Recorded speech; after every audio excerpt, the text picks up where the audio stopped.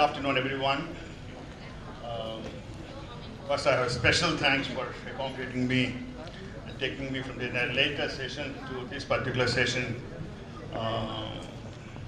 And so a special thanks are due to all the organizers, Preeti, chairperson, and everybody. Let me also thank Professor Kambayat for giving me this opportunity. I heard about this institute for a long period and read about it.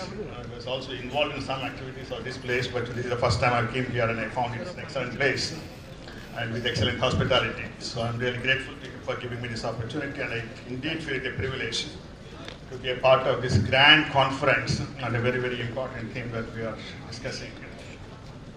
But let me also say that I'm feeling a little bit odd because I'm one of the very, very few persons who comes from the education sector, while all the Jains are here who are deeply involved with technical training, skill provision, development of curriculum, etc. But I'm an educational planner and a policy analyst. With that limitation, let me start. I feel that strongly that vocational and technical education programs should be an integral part of the education system, even though that is also being provided outside the formal education system. After independence, there are quite a few important policy goals that were set up for the education sector, from elementary education to higher education, including vocational education. And we made some important progress with respect to every sector: primary education, secondary education, higher education, and also in research. And we also have a goal of literacy for all, and we did make some important progress. But we also felt that vocational education is important because for a newly industrializing economy, newly independent industrializing economy is very important, and we need a shift in the occupational structure from farm to non-farm activities. And we also recognize that there will be unemployment of the higher educated people in a grand scale if we allow the grand scale expansion. So to reduce the pressures on higher education also, we need vocational education. We set up some goals with respect to vocational education, saying that 25 to 50% of the students in secondary and higher secondary education would necessarily be enrolled in vocational streams with a pre-work education in 1 to 8 as an introduction to the concept of vocational education. There are the pre-vocational education programs in 9 to 10 and formal vocational education programs in 11 to 12 have been the strategies and goals. We also have certain initiatives that we have taken with respect to vocational education, setting up of multi-purpose schools, socially useful productive work schemes, learning by doing, involving national open schooling system for providing vocational technical education, and in the not distant past, we also introduced vocational courses in the colleges. And very recently, of course, the National Skill Development Corporation and the Skill Mission has been launched with an objective of skilling about 500 million youth. While we made reasonably good progress with respect to many other educational goals, with respect to vocational education, I think we are seriously disappointed because the program did not take off at all. And the net result is hardly 5% of the labor force, young labor force of 20 to 24, are actually having some vocational technical skills compared to more than 50% in many Western countries, like the United States, Germany, South Korea, etc., etc. And one of the important problems that we find is with respect to the demand for education and also with respect to the supply of vocational education. There's a poor demand for education because there's a poor status that was accorded to vocational education in the society. We didn't care for dignity of labor at all, an important value that should have been given to all the people. The status of the vocational education in the education system and status of vocational school products in the labor market is very, very low. People also suspected in the very beginning that this is in fact somebody said it's like a Brahminical conspiracy against the poor sections to have vocational streams, saying that higher education will be reserved for the better off sections of the society. So for various reasons, vocational education did not progress at all. But we should also say that the policy emphasis on vocational education was extremely small. Inadequate funding, inadequate number of schools and teachers, and very little attention was given to this. We also find that external efficiency in the 1960s and 70s with respect to vocational education was not attractive in terms of base premiums or in terms of simply the rates of return. But today, in this context, we are talking about reforming vocational and technical education in a big way. But the present context is really challenging. We have some developmental goals of Industrial Revolution 4.0 to develop the economy into something like a $5 trillion economy or a $10 billion economy and develop a globally competitive workforce. But we also find quite a few important opportunities to do it because we find huge demand for vocational technical education today compared to 1960s and 70s. There is a big demographic dividend that many people yesterday and today have highlighted. And the globalization has lots of challenges. It also provides lots of opportunities. The production systems are extremely highly diversified from manufacturing sectors to service sectors in a big way. And a new service sector is emerging in a big way. And we also have an ICT revolution. But at the same time, if you are planning for large-scale vocational technical education programs, we do find some important challenges because the nature and type of skills that are required, the quantum of skills that are required cannot be predicted, particularly in a dynamically, rapidly changing socio-economic and particularly economic system. So the economy is also in fact highly diversified. We have an agrarian economy, an industrial revolution, fast-growing modern service sector, and in fact a digital world, globalized markets, and etc. etc. Yesterday we heard that 75 million jobs would disappear, but 135 million jobs would be created.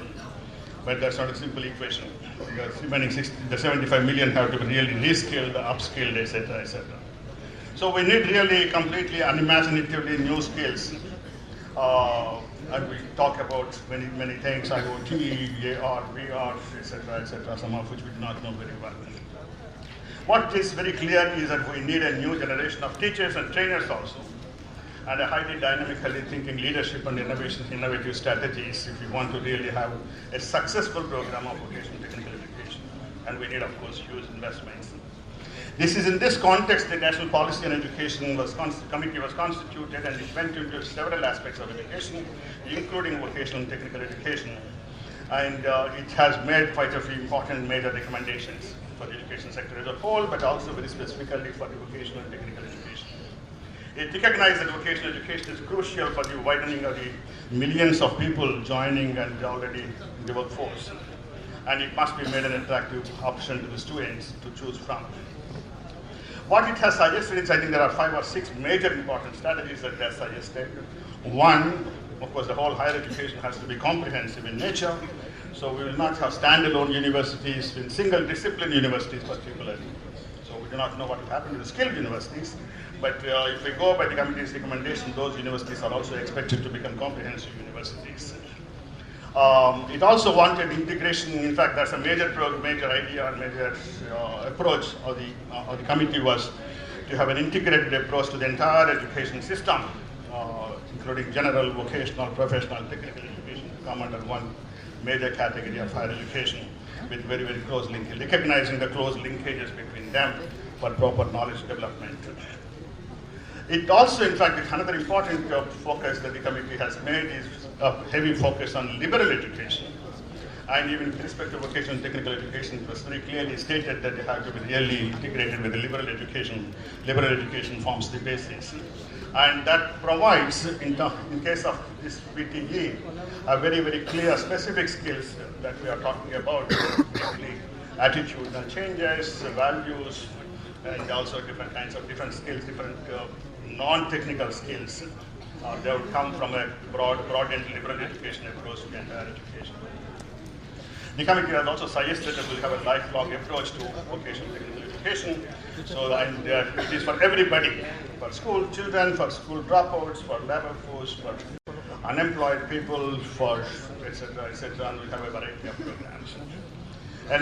An important point that the committee has made is made a provision for mobility of the graduates, both horizontal mobility and vertical mobility, in the sense that horizontal mobility between vocational and secondary streams, and between vocational streams, between different streams, and of course also vertical mobility between within vocational education and also with higher education. So those who have completed vocational technical education can choose the subjects in such a way that they can go for higher levels of education. And there will be multiple choices for the students. In fact, vocational education programs will also be part of the 4-year undergraduate programs, and that's an important measure that the committee has suggested. It also suggests the involvement of all the people, including not only the teachers, formal teachers, trainers, instructors, etc., but recognizing the importance and the India's heritage, local arts, local crafts. In fact, it has quite a word, Lokvidya, which is a traditional vidya that we have in the villages still, and also sometimes in the towns. And that has to be integrated into the formal vocational stream, along with, of course, the modern technical skills that we are talking about nowadays. So there is a large scale, a massive approach of integrated approach to education as a whole, including vocational technical education, in a very, very clear way.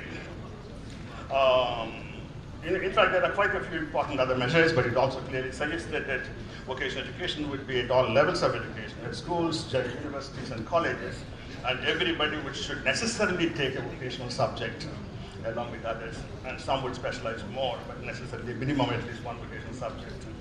And 50% of all enrollments in the secondary schools and higher education institutions will necessarily have vocational qualifications, so that they prepare for the future labor market in a very, very big way.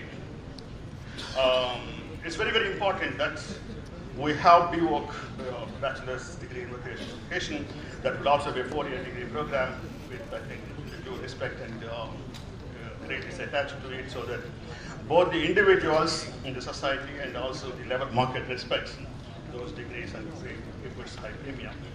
But still, I think we should recognize that the problems, the committee has made quite a few important suggestions, some of which are not completely new, but some of which are also some new thinking has taken place in a very big way. But strategies have to be still worked out. It's good to have an integrated approach. It's good to have a comprehensive understanding of the entire system and make everybody compulsory to have all the kinds of subjects, vocational, general, technical, professional, etc., including fine arts, so that we produce all-round personalities, of course, with specific skills of the kind that we wanted. While that is very easily said, that will be a really big challenge for the entire system of education. And I'll stop here, and I thank you very, very much for the opportunity given to me.